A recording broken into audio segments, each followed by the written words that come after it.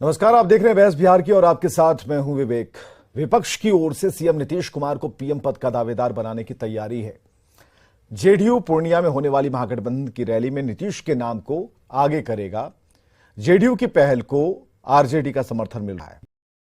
क्या इसके लिए कांग्रेस तैयार होगी?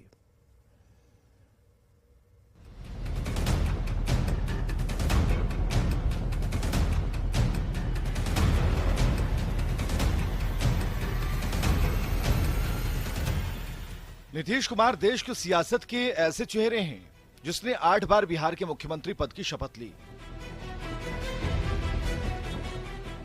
सहयोगी चाहे जो भी हो, सीएम नीतीश ही बनते रहे। 8वीं बार बिहार के सीएम की कुर्सी संभालने के बाद नीतीश कुमार प्रधानमंत्री नरेंद्र मोदी को खुलकर चुनौती दे रहे हैं। 25 फरवरी को पूर्णिया में महागठबंधन की महारैली है। इस महारैली के जरिए महागठबंधन 2024 के लोकसभा चुनाव का शंखनाद करने जा रहा है। इस महारैली के जरिए जेडीयू सीएम नीतीश कुमार को प्रधानमंत्री पद के दावेदार के रूप में पेश करेगा। नीतीश कुमार की दावेदारी को मजबूत करने के लिए जेडीयू पूर्णिया में नीतीश कुमार के बड़े कटआउट लगाने की तैयारी में है, जिससे सबकी नजर सीएम नीतीश कुमार पर ही हो। सीएम नीतीश कुमार के पक्ष में सबसे बड़ी बात है कि सीएम नीतीश कुमार को महागठबंधन के दो सबसे बड़े दल आरजेडी और जेडीयू का समर्थन है। वो एक बेहतरीन पीएम कैंडिडेट भी हो सकते हैं, चूंकि इधर मुख्यमंत्रियों के भी प्रधानमंत्री बनने का चलन शुरू हुआ है। ये शुरू हुआ। जो आदरणीय नीतीश कुमार जी में जो क्षमता है, जो योग्यता है, जो संसदीय जीवन का अनुभव है, उसका लाभ देश को मिलेगा। हर बिहारी चाहता है कि आदरणीय नीतीश कुमार जी प्रधानमंत्री बने। दिलचस्प बात यह है कि रैली में मंच पर कांग्रेस के वो तमाम नेता मौजूद रहेंगे जो कांग्रेस सांसद राहुल गांधी को पीएम पद का उम्मीदवार बता रहे हैं।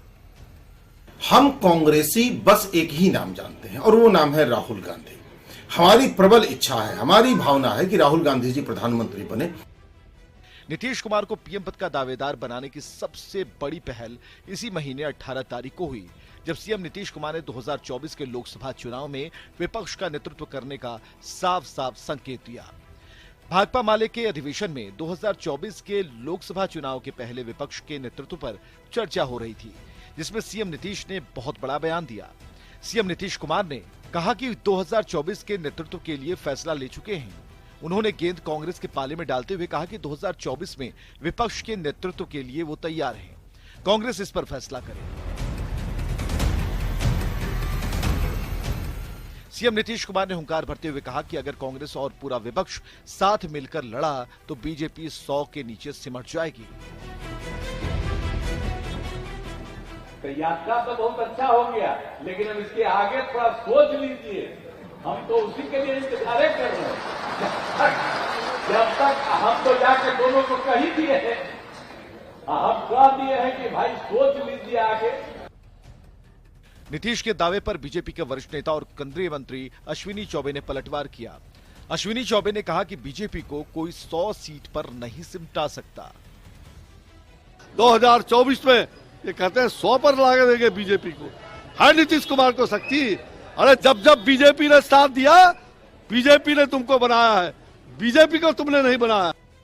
हालांकि विपक्ष ने, खासकर कांग्रेस ने अब तक इस पर कोई निर्णय नहीं लिया है, लेकिन आरजेडी खुलकर नीतीश कुमार के साथ खड़ी है। कई दूसरे विपक्षी दलों का भी इंतजार है। लोकसभा चुनाव में बामुश्किल 1 साल बचा है और ऐसे में सवाल है कि क्या अब की बार नीतीश कुमार। न्यूज़ 18 के लिए पटना से अमित कुमार और धर्मेंद्र के साथ दिल्ली से अमितेश की रिपोर्ट। चलिए, मामला आपने समझ लिया है रिपोर्ट के जरिए कि क्या इस बार नीतीश कुमार व्यक्तिगत तौर पर कई बार इस बात को रिपीट कर चुके हैं। उन्होंने कहा भी उस मंच से कि भाई हमने कई बार अपने नेताओं को भी मना किया, समझाया भी, ये सब मत कहिए, लेकिन अपनी अपनी भावनाएं हैं, अपने नेता को सभी देखना चाहते हैं। जो त्यागी जी ने जो बयान दिया उसमें कहा कि एक चलन, जो ट्रेंड है वो आगे निकला है कि मुख्यमंत्री भी पीएम की तरफ बढ़ते हैं, जिसमें सबसे पहला नाम तो और मजबूत तरीके से अगर आप देखेंगे, उस आकार के तौर पर अगर देखेंगे तो नरेंद्र मोदी का नाम है। ऐसे में पीएम की दावेदारी में सीएम नीतीश कुमार का नाम क्यों नहीं हो सकता? कांग्रेस ने स्पष्ट कर दिया कि जो नीतीश कुमार सोच रहे हैं वो हमारे दल के अंदर भी वही बात चल रही है, यहां कहीं कोई दिक्कत नहीं है। लेकिन एक बात जो कांग्रेस बराबर कहती है कि राहुल गांधी उसके सिवा कोई नहीं है। दूसरी बात कांग्रेस कहती है कि छतरी हमारी छतरी के नीचे सभी लोग। अब ऐसे में ये जो दो बड़ी जिद है, इस जिद से कैसे पार पाएंगे, और जिस हंसी मुस्कुराहट मजाकिया लहजे में कौन पहले आई लव यू कहेगा, ये सारी बातें कहते हुए सलमान खुर्शीद ने जो बातें कही, उस आधार पर अगर आप सोचेंगे ठीक है 4-5 घंटे दिल बहलाने के लिए ये बातें बहुत अच्छी लगती हैं, लेकिन इसका क्या व्यापक असर होगा? क्या तृणमूल कांग्रेस के जो नेता हैं उन्होंने राहुल गांधी को लेकर जो बयान दिया, क्या उसे भी समझना जरूरी है? क्योंकि राहुल गांधी को जिस सोच के साथ वो अभी पा रहे हैं वो काफी पुराना ट्रेंड है, ऐसा तृणमूल कांग्रेस के नेताओं का मानना है। आज इसी पर डिबेट है और हम शुरू करते हैं डिबेट। संजय टाइगर प्रवक्ता बीजेपी से हमारे साथ हैं, बहुत स्वागत है संजय टाइगर जी। अभिषेक झा का स्वागत प्रवक्ता जेडीयू से, ज्ञान रंजन जी का स्वागत प्रवक्ता कांग्रेस से, धीरेन्द्र कुमार मुन्ना जी का स्वागत राष्ट्रीय प्रवक्ता एलजेपी रामविलास, सबका एक साथ बहुत बहुत स्वागत करना चाहेंगे। अब है कि नीतीश कुमार बराबर कहते हैं, अभिषेक आप बराबर इसे समझाते भी रहे हैं, हम इस तरह बताइए कि अब की बार नीतीश कुमार पीएम के दावेदार क्यों नहीं, और नीतीश कुमार क्या जो कह रहे हैं उस पर हम भरोसा कर लें, या फिर राजनीति का जो ऊंट है, जो करवट वाली जो कहावत है, वो कभी भी करवट बदल सकता है, अभी वो स्ट्रेट बैठा हुआ है। नीतीश कुमार जी की बातों पर आपको भरोसा करना ही चाहिए। दो पक्ष हैं इसके। पहला यह पक्ष बहस का हो सकता है कि नीतीश कुमार जी हो या देश में अन्य नेता हो, उनमें प्रधानमंत्री पद को संभालने के गुण है या नहीं है। अगर उस मानक पर हम बातचीत करेंगे तो आप समझ सकते हैं कि नीतीश कुमार जी का इतना लंबा राजनीतिक अनुभव रहा है, जिस सादगी के साथ उन्होंने काम किया है, उनकी कार्यशैली, कार्यकुशलता, कार्यक्षमता का कायल पूरा हिंदुस्तान है। आपने देखा है कि राष्ट्रीय पटल पर भी बेहद महत्वपूर्ण पदों को उन्होंने सादगी के साथ संभाला है, अपने कार्यों का निर्वहन किया है। अब किसी आम कार्यकर्ता की इच्छा, किसी आम बिहारी की इच्छा अगर आप पूछेंगे तो निश्चित रूप से वो कहेंगे कि नीतीश कुमार जी को तो देश के सर्वोच्च पद पर जाकर देश की सेवा करनी ही चाहिए। लेकिन दूसरी तरफ पार्टी की इच्छा या हमारे सर्वमान्य नेता नीतीश कुमार जी की क्या इच्छा है? नीतीश कुमार जी ने कई मौकों पर आप लोगों से मुखातिब होते हुए भी साफ किया है कि उनकी कोई व्यक्तिगत महत्वाकांक्षा नहीं है। उन्होंने कहा है कि उनकी प्राथमिकता है विपक्षी एकजुटता, यह सुनिश्चित हो कि 2024 के चुनाव मुद्दों पर आधारित होकर लड़े जाएं और 2014 वाले 2024 में नहीं आ पाए।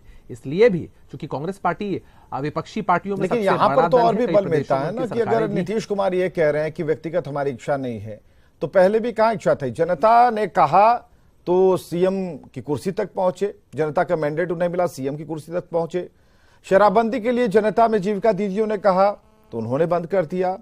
बीजेपी के नेताओं ने कहा कि नहीं आप ही सीएम रहेंगे, सीएम बन गए। तो व्यक्तिगत तो कभी रहे नहीं, लेकिन अगर सभी ने कहा उनका जो मतलब है तो वो बनने से भी गुरेज नहीं करेंगे। लेकिन अंदर तो इच्छा होगी ना, पीएम कौन नहीं बनना चाहता? आज की तारीख में आप किसी से पूछिए प्रधानमंत्री बनिएगा, तैयार हो जाएंगे। तो क्या नीतीश कुमार को प्रधानमंत्री बनने में इच्छा नहीं है? कि अगर ये नाम अगर प्रपोज होता है, बड़ा चेहरा, बड़ा अनुभव और सर्वमान्य नेता, एक ताकतवर मुख्यमंत्री, अच्छी सोच वाले मुख्यमंत्री, अगर ये मौका अगर उन्हें मिलता क्यों ठुकराएंगे? और बार बार ये क्यों कहना कि नहीं व्यक्तिगत हमें कुछ नहीं चाहिए, हमें कुछ नहीं चाहिए? तो बिना किसी लक्ष्य के ताकत कोई लगाता है क्या? नहीं विवेक जी, नीतीश कुमार जी ने एक अलग हिसाब से राजनीति हमेशा की है, कभी व्यक्तिगत महत्वाकांक्षाओं को हावी नहीं होने दिया है। तभी तो आपने देखा होगा कि उनके परिवार से भी किसी ने आज तक राजनीति का कोई लाभ नहीं लिया है। और आपने अगर शब्द का इस्तेमाल किया, कई बार इस अगर शब्द का इस्तेमाल किया कि अगर लोग चाहेंगे, लोग कहेंगे। नीतीश कुमार जी धरातल पर राजनीति करते हैं, इस बात को हम सभी लोग बखूबी समझते हैं कि जनता का मैंडेट जिस चेहरे पर, जिस पार्टी को, जिस गठबंधन को मिलता है, वही सत्ता पर आसीन होते हैं। तो अगर जो आपने शब्द इस्तेमाल किया और उसके हिसाब से जो आपने सवाल पूछा है, मुझे लगता है कि अगर का जवाब देना मतलब एंटिसिपेशन के हिसाब से ठीक है ना, जवाब लेते हैं। ज्ञान रंजन जी, सलमान खुर्शीद ने कहा कि समस्या यह है कि पहले आई लव यू कौन कहेगा? हमें जरा ये बताइए, आप लोग अभी भी राहुल गांधी पे ही टिके हैं, उससे डेविएट तो होने की कोई गुंजाइश नहीं है? छतरी कमाची सभी मजबूत तरीके से तैयार है, वो बात जो है अभी भी आप वही कह रहे हैं कि हमारी ही छतरी के नीचे। तो फिर संभावना क्या है, कैसे मिलाएंगे? सबका दिल मिलाना है, दल तो बाद में मिलेंगे। नहीं, दिल तो मिलता ही है, तभी तो विपक्षी एकता के लाइन पे हम सभी एकजुटता की बात कर रहे हैं ताकि 2014 वाले 2024 में ना आ सके। देखिए, आपने ही अभी कहा कि लोगों की इच्छा, जब हम लोकतंत्र की बात करते हैं तो हमें यह देखनी होती है कि हम लोकतंत्र में कितने मजबूत हैं और जब आम चुनाव में जाते हैं तो हमें कितने मैंडेट मिला। प्रधानमंत्री बनने के लिए सबसे पहली चीज होती है संख्या, और जिस तरह से हमारे लोकप्रिय नेता जो बिहार के आदरणीय लालू प्रसाद यादव जी ने कहा है कि सभी को एक छतरी के नीचे, कांग्रेस के छतरी के नीचे आना होगा। आपको ये समझना होगा कि देश की वास्तविकता क्या है।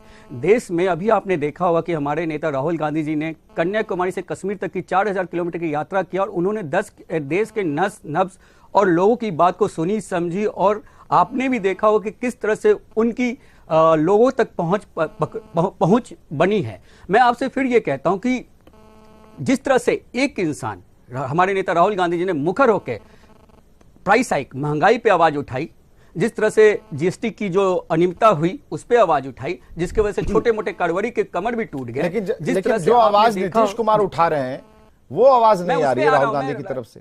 मैं बिल्कुल नहीं, मैं आपको आप बता नहीं, आपने यही कहा ना कि अभी आपने क्या कहा कि नीतीश कुमार जी ने, लोगों ने चाहा, लोगों ने मैंडेट दिया, वो अपनी बात नहीं करते, खुले मन से कह रहे हैं कि अभी क्या प्राथमिकता है। प्राथमिकता है कि देश को एकजुट करे। तो उसी परिप्रेक्ष्य में बताना चाहता हूं कि जैसे अभी हमारे भाई अभिषेक झा ने कहा कि हर नेता, हर लोग चाहेगा कि अपने अपने दल के नेता वहां तक पहुंचे, लेकिन यहां अभी दलगत नीति और वास्तविक नीतियों की हमको समझने होगा कि कौन मुखर होकर देश की आवाज बन सकता है। मैं वही बात कहूंगा कि जिस तरह से राहुल गांधी की लोकप्रियता है, हमने शुरू में कहा, और हमारे राष्ट्रीय अध्यक्ष मल्लिकार्जुन खड़गे जी ने कहा कि 2024 में नेतृत्व कांग्रेस ही करेगी। तो ये सीधे सीधे साफ शब्दों में आता है, सभी विपक्षी पार्टी ये मान भी रहे हैं। और इस यात्रा समय की मांग है या कांग्रेस की जिद है? नहीं, समय की मांग है, समय की मांग है। इसलिए मैं बता कैसे मांग है इसका मैं एक तर्क देता हूं। आपने देखा होगा जिस तरह से यात्रा आगे बढ़ी और यात्रा कंप्लीट हुई, उसके जुहूम, उसकी जो लोकप्रियता थी, जिस तरह से राहुल गांधी ने पूरे रास्ते में लोगों की बात सुनी तो हर जन वेदना निकल के आई। बेरोजगारी पे युवाएं आए, महिला सशक्तिकरण पे आई। तो नीतीश कुमार भी अपनी यात्रा करते हैं तो लोगों का हुजूम होता है। हमें ये बताइए ना कि नीतीश कुमार तो कहां कमतर आते हैं आप राहुल गांधी के सामने? मैं आदरणीय नीतीश कुमार जी को कम नहीं आंक रहा हूं। आपने जो बात कहा उसको तर्क दे रहा हूं कि जब तक हम लोग बैठेंगे नहीं, जब तक हमारा नंबर्स नहीं आएगा, तब तक ये बैठते रहे, बातें तो चल रही है। तभी तो आपने देखा होगा कि जी हमारे आदरणीय नीतीश कुमार जी ने कहा कि हमने अपनी सुझाव को रखा है, उस पर बात भी हो रही है। ऐसा नहीं है कि गैप है, लेकिन ये सारी चीजें स्टूडियो में बैठ के नहीं हो सकती है। ये कुछ सीनियर लीडर्स होते हैं जो इस पे चर्चा, और चर्चा का विषय बहुत गंभीर है, इस पे चल रहा है। किस तरह से हम गठबंधन को एक स्वरूप दें, किस तरह से तृणमूल कांग्रेस तो ये कह रही है कि कांग्रेस पूरी तरह से कंफ्यूज है, उन्हें पता ही नहीं कि किसके साथ सटना है, किसके साथ चलना है। नहीं, ये तृणमूल कांग्रेस की अपनी सोच होगी, क्योंकि वो देखिए एक बंगाल में ही सीमित है। बात को वहां से समझिए कैसे कंफ्यूज है। पूरे देश में एक नेता का आप नाम बताइए जो मुखर होकर सारी जो गलत नीतियां हैं, नरेंद्र मोदी जी की, आदरणीय प्रधानमंत्री को जो आवाज उठाता है, और सिर्फ राहुल गांधी है और कांग्रेस पार्टी है।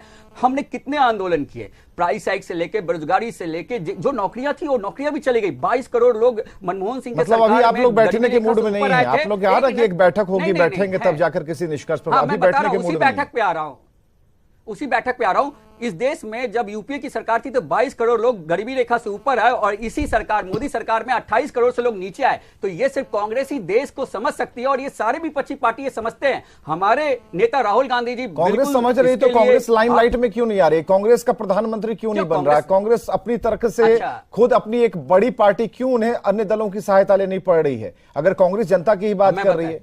हाँ ठीक है, तो बीजेपी भी अकेले लड़ ले? क्या बीजेपी अकेले लड़ती है चुनाव? नहीं लड़ती है। तो आप दल देखिए ना, सात दलों वाली जो 7 दलों का तो मिश्रण जो है वो बिहार में सरकार चल रही है इस तरह से। अच्छा, आप अगर उस तरीके से मिलाइएगा, घोर मट्ठा करिएगा तो पूरा तैयारी हो जाएगा। संजय टाइगर जी जरा जवाब दीजिए। नहीं तो मैं इसका जवाब दे देता हूं। नहीं, संजय टाइगर जी को आज समय की कमी, उसके बाद तुरंत धीरेन्द्र कुमार मुन्ना के पास आना है। हाँ, संजय टाइगर जी। ओके। हर चुनाव के पहले विपक्षी एकता की कवायद होती है। बिल्कुल। 2014 में कवायद हुआ। नीतीश कुमार जी तो हमसे दूर भाग गए कि भाई हम नरेंद्र मोदी को स्वीकार नहीं करेंगे। हम पूर्ण बहुमत से सत्ता में आए और नीतीश जी 2 सीटों पर सिमट गए। 19 में हुआ कि 14 को दोहराने नहीं देना है, इस बार मिलकर के रोक देना है। नतीजा क्या आया? बीजेपी की सीटें बढ़ी, गठबंधन की ताकत बढ़ी और अकेले बीजेपी 300 पार कर गई। 24 के चुनाव में बीजेपी पहले से ज्यादा सीटों पर कामयाब होने वाली है।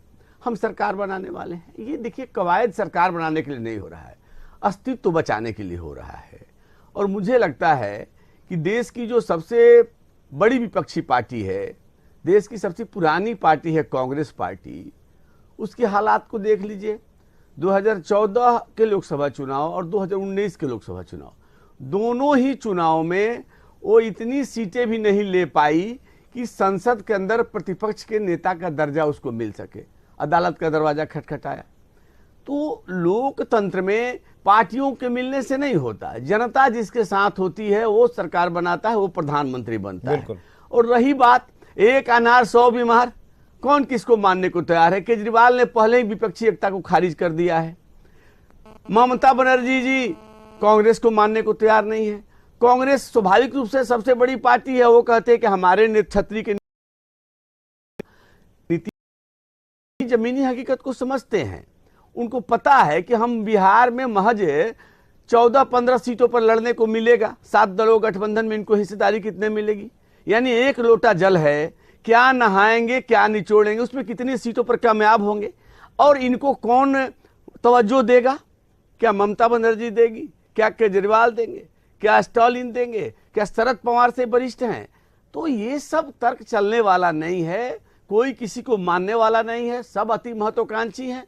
ये प्रयास अस्तित्व को बचाने का है और एक पार्टी का दूसरे पार्टी में अस्तित्व कोई आधार ही नहीं है। नीतीश कुमार बिहार से बाहर किसको क्या मदद करेंगे? ममता बनर्जी बंगाल से बाहर किसी के साथ हाथ मिलाकर क्या करेंगी? स्टालिन तमिलनाडु से आकर क्या करेंगे?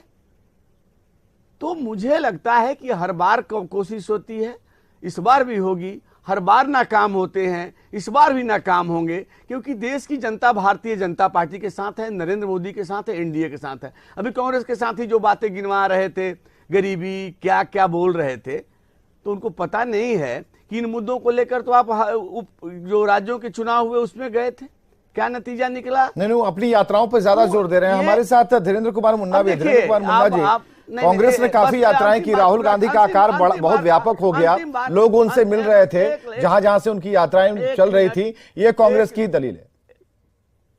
1 मिनट में जी जी जी जी जी 1 मिनट। धीरेन्द्र, यात्रा से अगर इनका उत्साह बढ़ा है कि पैदल बहुत चले हैं, तो मैं आपको बता दूं, ये तो समतल रास्ते पर चले हैं, सड़क मार्ग से चले हैं। भेड़ चराने वाले जो होते हैं 6-6 महीना साल भर उबड़ खाबड़ रास्ते पर खेत खलिहान में बगीचों में चलते हैं और ये सुविधा धीरेन्द्र कुमार मुन्ना जी को दीजिए। आराम कर रहे थे। जी जी टाइगर जी, छत के नीचे, खुले आसमान के नीचे रहते हैं। धीरेन्द्र कुमार मुन्ना जी, पैदल चलने नहीं, कांग्रेस के पास ये दलील है कि उनके जो नेता है वो पैदल खूब चले, लोगों का समर्थन काफी मिला। संजय जी को थोड़ा सा, हाँ संजय जी 1 मिनट रुकिए। धीरेन्द्र कुमार मुन्ना जी, संजय जी प्लीज। कोई प्रभाव नहीं पड़ा। हाँ ठीक है। संजय जी थोड़ा सा, हाँ अगर कह रहे हैं विवेक जी कि अगर गलती से किसी व्यक्ति को अगर बबूल के नीचे आम मिल जाता है ना, तो उसको हर बबूल में आम ही दिखता है।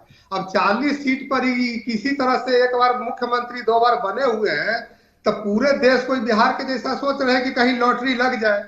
अब 2 चाचा हैं इस देश में, एक तो चाचा नेहरू थे और दूसरे चाचा नीतीश हैं।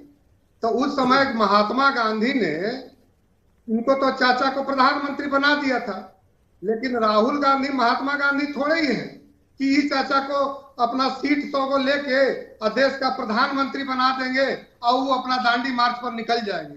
अब इन लोगों को मुगालते में रहने की आदत हो गई है। बिहार का कोई मॉडल है भाई कि प्रधानमंत्री के बारे में सोचते हैं। और इस सब्जेक्ट विवेक जी, हमको नहीं लगता है कि डिबेट का है, लोग हंसेंगे, इसलिए मुझे नहीं लगता है कि इसमें कोई, अब जितना भी कवायद कर ले, इसी प्रदेश में 2 मुख्यमंत्री का चेहरा है। एक आदरणीय मंत्री संतोष मांझी जी, वह भी मुख्यमंत्री के कैंडिडेट बने हुए हैं, और क्यों नहीं हो, वह भी पूर्व मुख्यमंत्री जी के पुत्र हैं। दूसरे तेजस्वी जी आस लगा के बैठे हुए हैं। तो जहां जिस महागठबंधन में 2 मुख्यमंत्री का चेहरा हो और 4 प्रधानमंत्री का चेहरा हो, वहां पर क्या परिणाम आना है विवेक जी, उसकी विवेचना आप बेहतर कर सकते हैं। बाकी अब मुगालते में जदयू के और राजद के लोगों को रहने की आदत है तो रहे। बिहार की जनता सबको देख रही है और देश की जनता क्या इनके बारे में सोचती है इनको भी अच्छे से पता है। इसलिए नीतीश कुमार का यह सपना और तेजस्वी जी का सपना कि बिहार के मॉडल को देश में फैला के और प्रधानमंत्री बना के देश का सत्यानाश करेंगे, न देशवासी होने देंगे और न बिहार के प्रदेशवासी होने देंगे। हालांकि अगर बिहार प्रदेश का कोई आदमी अगर भारत के प्रधानमंत्री होते हैं, चाहे नीतीश ही कुमार क्यों नहीं हो जाए, तो भी मुझे खुशी होगी। चलिए, बहुत बहुत शुक्रिया। इस डिबेट को यहीं पर खत्म करना होगा, लेकिन यह था कि पूरी बात हमने सुनी, प्रवक्ताओं की पार्टियों का क्या कहना है, और सबसे बड़ी बात की लोकप्रियता के हिसाब से अगर देखिएगा सबके अपने अपने बड़े नेता हैं, बड़े लीडर्स हैं जिनकी अपनी पहचान है। लेकिन बात है कि जब आप किसी प्लेटफॉर्म पर आते हैं, बैठक करते हैं, मंत्रणा होती है, सोच विचार सभी मिलते हैं, तब जाकर किसी नेता की बात सामने आती है। अपनी बात इशारों में नीतीश कुमार ने स्पष्ट कर दिया। अब यह देखना है कि कांग्रेस कब एक बड़ी बैठक को ऑर्गेनाइज करती है, कब कोई एक नेता का नाम सामने आता है और मोदी की टक्कर का होगा, यह भी देखना होगा। बहुत बहुत शुक्रिया।